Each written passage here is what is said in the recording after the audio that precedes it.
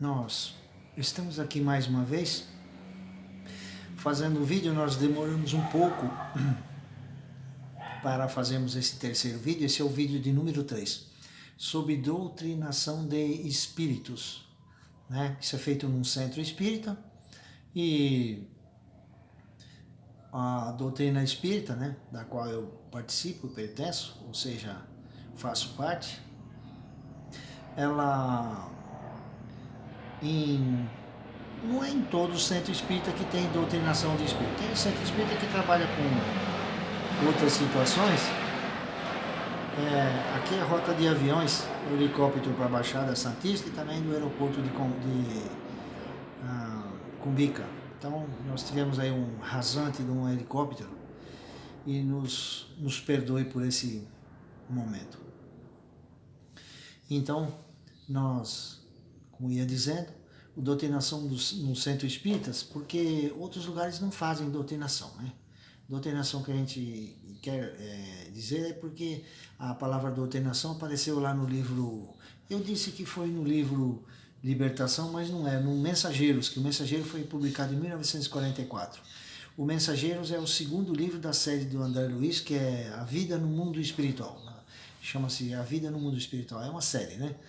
Então, ele conta como é que é lá, vai nos explicando, e a doutrinação apareceu lá, primeira doutrinação do Belarmino Ferreira, o doutrinador, que aparece é a primeira nele e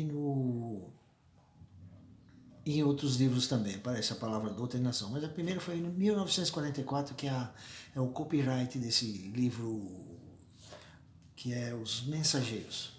Eu vou mostrar ele aqui. Os Mensageiros.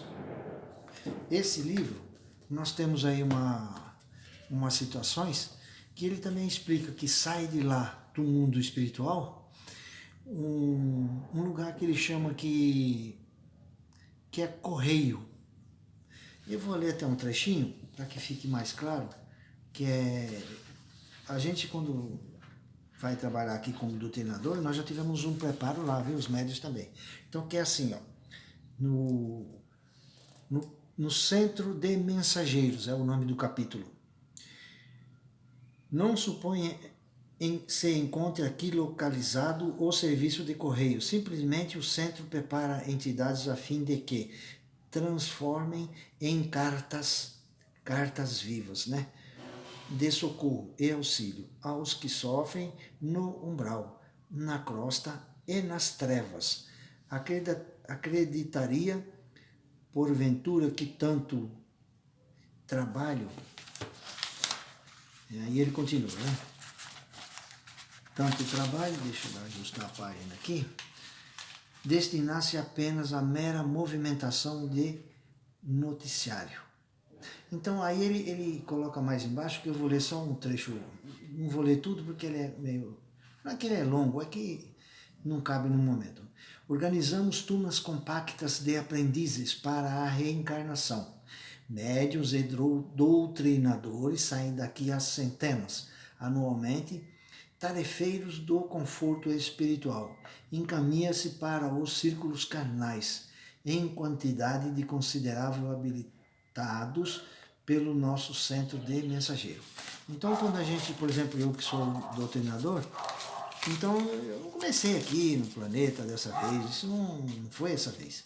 Eu comecei, já fiz um curso lá, né? Porque a gente estuda lá e aplica o conhecimento aqui.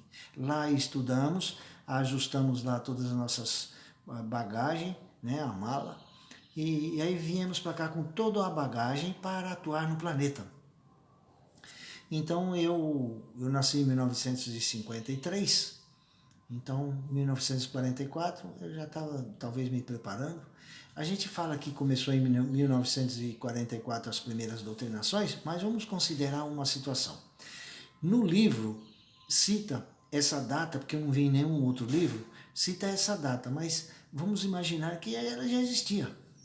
Porque se não existisse, não teria se colocado a teoria da doutrinação, ou seja, não seria possível escrever da forma que já tinha doutrinador, né? O Belarmino e outros, né? O Silva, que ele conta no livro Os Mensageiros, o Doutrinador Silva, e o Belarmino, que é o Belarmino Ferreira, que é o dos Mensageiros.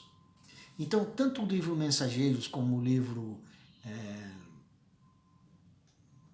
Mensageiros é importante para a doutrinação, viu? Os Mensageiros, cadê o outro? Eu queria mostrá-lo. Geralmente o pessoal coloca os livros atrás, né? Eu tenho bastante livro, mas aqui não dá para colocar atrás. Eles estão guardados em armários fechados e outros estão em caixas. Então não dá para a gente ficar de frente aos livros, né? Também não adianta ter um monte de livro e não ler. Aí é para bibliotecas, né? Ó. Os Mensageiros. E nós temos também libertação. Libertação é onde tem a doutrinação esse aqui é o Libertação. Também é André Luiz, esse aqui é 1949, ele foi editado, acho que é o quarto da série, né? E tem o Obreiros da Vida Eterna, que também é muito importante. Está com o nome apagado, que é a capa dura, que é muito importante na doutrinação, viu? Que é os 3 livros aí que tem bastante sobre doutrinação, que vai explicando aí as situações. E então, por que doutrinação? Doutrinação é porque esses espíritos, muitos deles estão dementados. Como eles não acreditavam na vida, que a vida continuava, né? Que a vida não é só aqui dessa vez no planeta, é uma passagem. Então o que eles fazem? Não estudaram, não se informaram e pensam que a vida acaba no túmulo. Mas não acaba no túmulo. Ela continua no mundo espiritual. Então nós precisamos fazer uma transição para chegar lá, de se livrarmos das coisas materiais, para entrarmos no mundo espiritual. Mas o que acontece?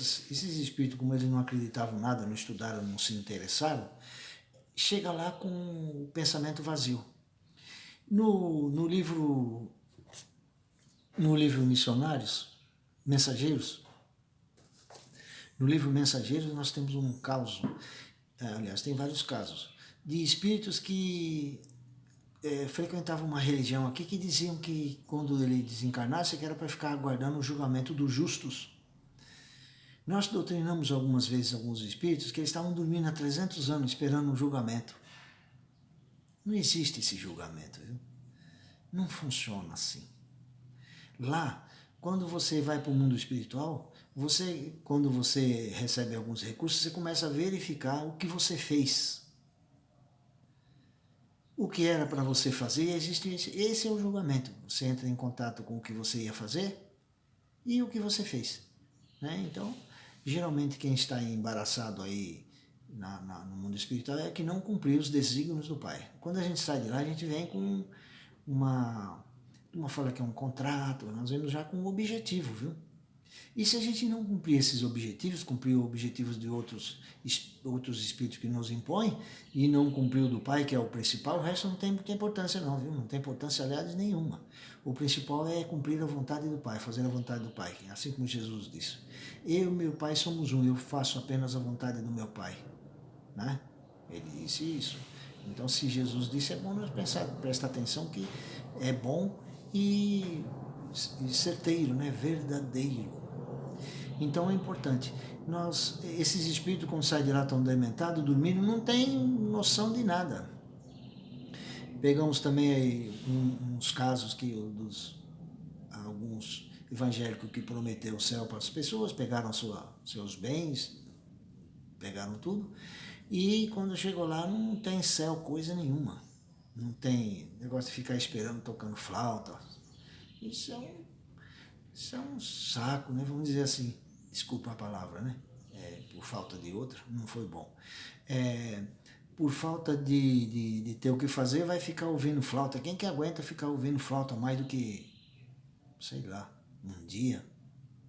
No outro você já está com o estômago embrulhado, aquele negócio, o som só de flauta, assim como um som só de piano também, de certa maneira cansativo, mas o de flauta é mais enjoativo ainda. Ele tem uns piques na música, mas só flauta. Se você for ficar lá ouvindo a flauta mágica, né? Aquela produção lá, aquele CD, eu tinha o LP da flauta mágica, né? Se você for ficar ouvindo só aquilo, não é fácil não, é um castigo. E então esses espíritos têm esses grandes problemas lá. Então a pessoa quando desencarna não é melhor nem pior, ele leva o que ele foi, né? Então ele leva o que ele fez aqui, é o patrimônio dele. Tudo que ele trabalhou é para ele, tudo que ele fez para os outros também é para ele, e o que ele não fez para os outros também é para ele. É o seu patrimônio. O patrimônio chama-se patrimônio espiritual.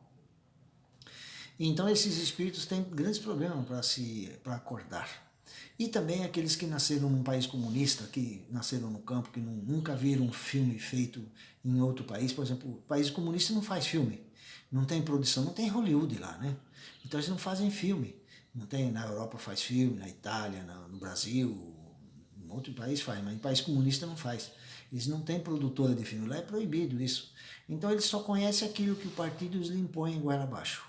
Então eles saem dementados, nunca foram num teatro, num cinema, nunca leram um outro livro que dispõe outras ideias, deslumbra outros parâmetros, outros horizontes. Então esses espíritos estão dementados. Então o que acontece? Nós temos que passar a eles as informações.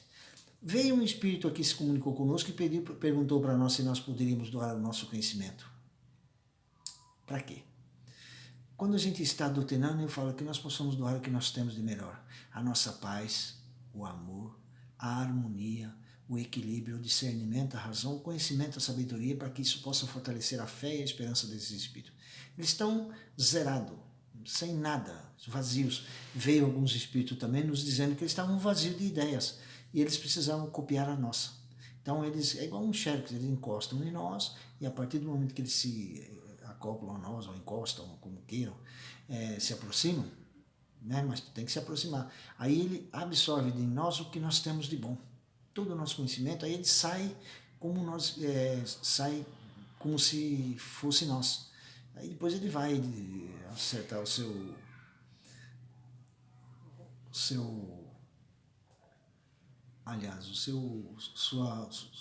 sua personalidade, o seu psiquismo, mas de começo ele já sai adiantado com esse conhecimento que nós temos. Bom, nós já estamos próximos de 12, passamos os 12 minutos, não queremos passar muito mais disso, agradecemos aí e pedimos a vocês que, aqueles que gostam, possam dar um gostei aí, ou um gostei também, é importante, não é só gostei, é importante a sua opinião. E também pode se inscrever no nosso canal, que nós vamos publicar aí mais. Eu disse que ia publicar um vídeo a cada semana, mas não dá. Nós vamos publicar aí quando dá, porque tivemos alguns imprevistos aqui. Então eu agradeço aí já de começo, tá bom? Fiquem com Deus.